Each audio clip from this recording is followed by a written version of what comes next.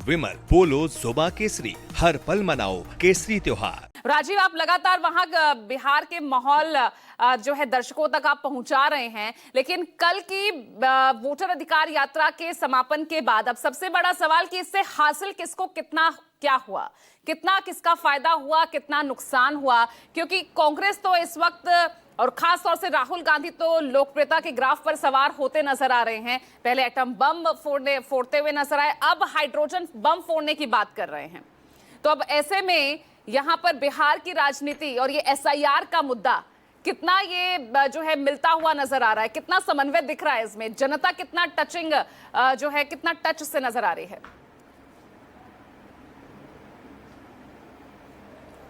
देखिए पूजा, मैं कई बार कह चुका, ये एसआईआर का जो मसला है वो इतना तकनीकी है और उसमें नाम कटना, नाम जोड़ना, इतने नाम जोड़े गए, इतने घटाए गए और किसका नाम कटा है, मृत व्यक्तियों का नाम जुड़ गया, जीवित व्यक्तियों का नाम, तो ये ऐसा तो है नहीं। मैं हमेशा ये कहता हूँ कि आज़ादी के बाद आज तक अगर आप कॉरपोरेटर के चुनाव में भी जाएं और यहाँ वोटर लिस्ट चेक करने लगेंगे तो आपको ऐसे नाम मिलते ही हैं। और ये खेल वोटरों का नाम जोड़ने का और कटवाने का जब से चुनाव चल रहा है तब से चल रहा है।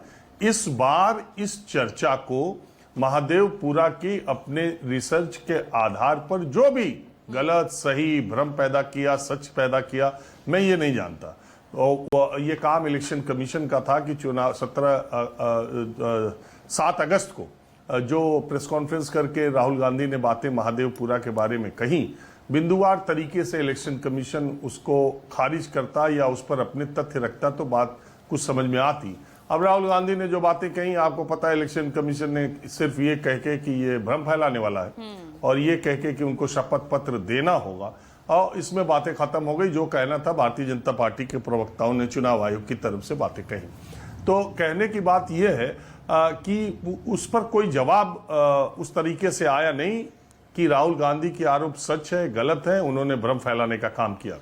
लेकिन अपने उन्हीं आरोपों पर और उसके बाद एसआईआर और बिहार में जो वोटरों का नाम कटने का, डिलीशन का जो आंकड़ा सामने आया, उसके बाद जो ये यात्रा शुरू हुई, मैं बार बार ये कहता हूं कि उसने बिहार में एक चर्चा के तौर पर वोटर लिस्ट और भारतीय जनता पार्टी के लगातार चुनावी विजय रथ ऐसे ही नहीं चल रहा है, वो संदिग्ध है, वो सहज नहीं है, वो स्वाभाविक नहीं है। ये बात, ये नैरेटिव खड़ा करने की कोशिश राहुल गांधी और विपक्ष के उनके साथियों ने किया है। लेकिन बिहार के चुनाव का मुद्दा एसआईआर कभी नहीं हो सकता, मुझे नहीं लगता। चर्चा के स्तर पर ठीक है, लोगों के दिमाग के स्तर पर ठीक है, उनके जो नारे हैं वो लोगों तक पहुंचे हैं, उनकी जो बातें हैं वो लोगों तक पहुंची। और एक पॉलिटिकल पार्टी का काम नैरेटिव सेट करना ही होता है।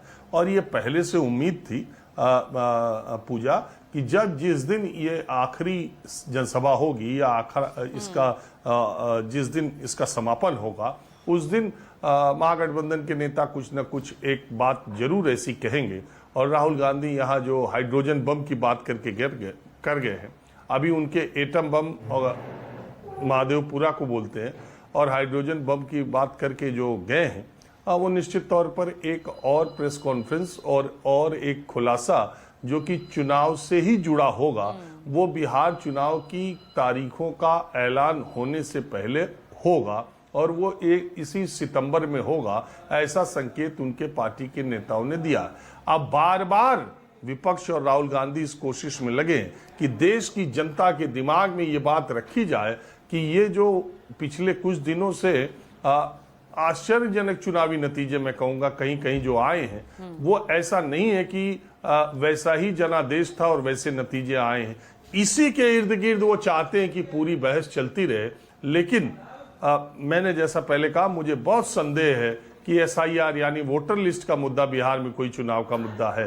क्योंकि ये अभी हमारा देश उतना, या हमारे नागरिक उतने ज्यादा चैतन्य या उतने ज्यादा एक्टिव, अभी तो बिहार की मैं आपको बात करूं, बिहार के जितने लोग मेरा कार्यक्रम गांव देहात के इस वक्त देख रहे हैं आपका, वो ये मानेंगे कि उनके लिए जमाबंदी ये एसआईआर से बड़ी चीज, बड़ा मुद्दा जमाबंदी है। आप किसी प्रखंड कार्यालय तहसील में जाएं, आपको किसान वहां पर अपना कागज पत्र लेके जमाबंदी के लिए परेशान मिल जाएंगे। जमाबंदी पूर्वजों के नाम पे जो आपके खेत हैं उसको अपने नाम पे कराना, डिजिटलाइज, ये बड़े पैमाने पर बिहार में गांव-गांव में हो रहा है और उसके लेकर के बहुत ज्यादा परेशानियां हैं। एक अक्षर इधर से उधर हो जा रहा है, बेचारे किसान दौड़ते दौड़ते पागल हो जा रहे हैं। और तमाम वो चीजें हैं, जब जमाबंदी का मौका आया है, दूसरे के नाम की जमीन दूसरे के नाम पर, बहुत सारी उसमें चीजें हैं, मैं जाना नहीं चाहता। वो एक बहुत बड़ा मुद्दा इस समय बिहार में जमीनी स्तर पर, उसकी चर्चा नहीं है।